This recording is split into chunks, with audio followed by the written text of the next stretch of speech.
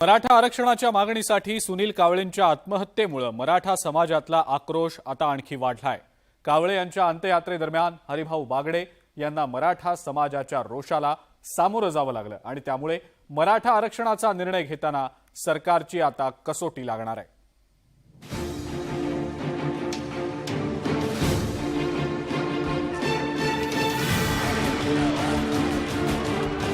सुनील कावळेंच्या अंत्ययात्रेत सहभागी होण्यासाठी आलेले विधान परिषदेचे माजी अध्यक्ष हरिभाऊ बागडेंना मराठा बांधवांच्या रोषाला सामोरं जावं लागलं।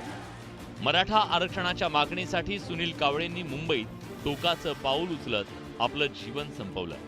शुक्रवारी त्यांच्यावर अंत्यसंस्कार करण्यात आले, त्यावेळी ही घटना घडली। त्यामुळे बागडे यांनी तेथून काढता पाय घेतला।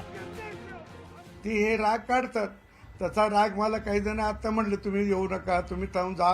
मी म्हणलं हो, मला काही वाद घालायचं नाही, मी पाहिजे तर मी इथून जातो। पण मी त्यांना बाकीचे चर्चा करत होतो तेव्हा त्यानं सांगितलं होतं की आरक्षण मिळणार, आरक्षण होणार, फक्त काही दिवसाचा वेळ द्यावा लागेल। मनोज जरांगे पाटलांच्या आंदोलनाला मराठा समाजाचा मोठा पाठिंबा मिळतो। मराठा बांधवांच्या अपेक्षा वाढल्यात, अशात मुंबईत सुनील कावळे यांनी मराठा आरक्षणासाठी आत्महत्या केल्यानं मराठा समाज अधिक आक्रमक झाला। मुंबईत आत्महत्या केली, आपल्यातलं एक लेकरू गेलं।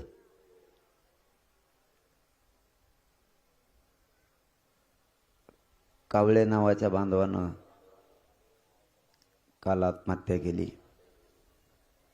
आपल्या परिवारावर, महाराष्ट्रातल्या मराठा समाजावर खूप मोठा दुःखाचा डोंगर काल कोसळला। मराठा आरक्षणाचा प्रश्न पुन्हा एकदा पेटलाय। मनोज जरांगे पाटलांच्या सभांना होणारी मोठी गर्दी मराठा समाजाच्या आक्रोशाची साक्ष देणारी आहे। गेले वर्षी झालेल्या मराठा आंदोलनादरम्यान काका शिंदे यांनी आपली जीवनयात्रा संपवली, त्यानंतर 48 मराठा बांधवांनी आत्महत्या केल्या। त्यामुळे सरकारनं मराठा समाजाला आत्मविश्वास देण्याची आवश्यकता आहे।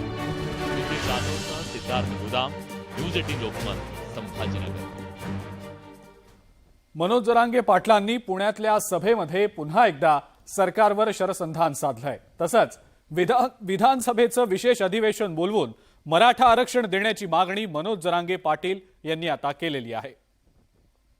आपल्यावर अन्याय करायला कोणीच तयार नाही, सरकार सोडता। आरक्षण दिल्याशिवाय एक इंच भी माग हटणार।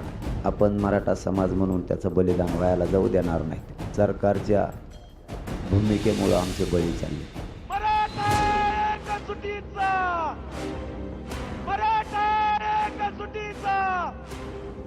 मराठा आरक्षण आंदोलनकर्ते मनोज जरांगे पाटील यांनी खेडच्या जाहीर सभेतून पुन्हा एकदा राज्य सरकारवर निशाणा साधलाय। मराठा समाजावर अन्याय होत असल्याचा आरोप जरांगे पाटलांनी केलाय। तसंच मराठा समाजाला आरक्षण मिळाल्याशिवाय आपला लढा थांबणार नसल्याचं त्यांनी पुन्हा एकदा ठणकावून सांगितलंय। गद्दारी करणारे अवलाद आपले, आपण सरळ मीडियाच्या समोर सांगणार 22 तारखेपासून असं आंदोलन आमचं 24 तारखेच्या नंतर सुरू होणार आहे। फक्त एवढंच सांगतो, आंदोलन शांततेत होणार।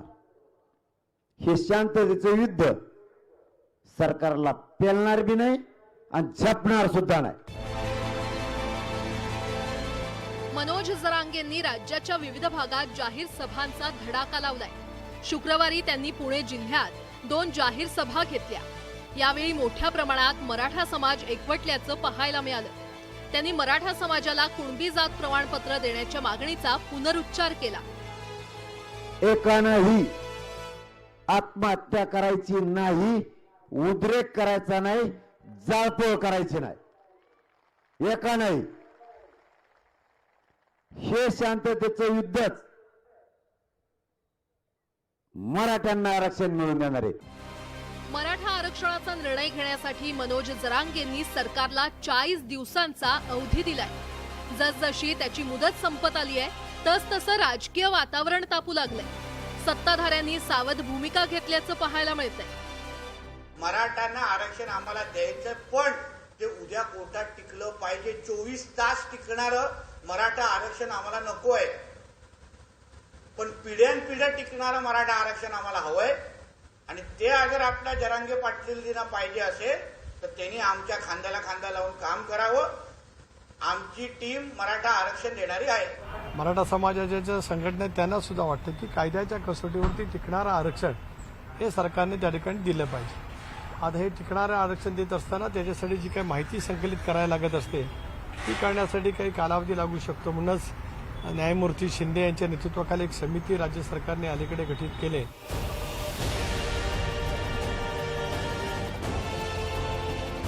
मनोज जरांगेंनी राज्याच्या विविध भागात जाहीर सभा घेतल्या. जरांगे पाटलांच्या सभांना मिळणारा प्रतिसाद सत्ताधाऱ्यांच्या डोळ्यात अंजन घालणार आहे. दरम्यान जरांगे पाटलांच्या सभांमुळे राज्यातील राजकीय वातावरण अक्षरशः ढवळून निघालंय. Bureau report, news 18 Lokmat.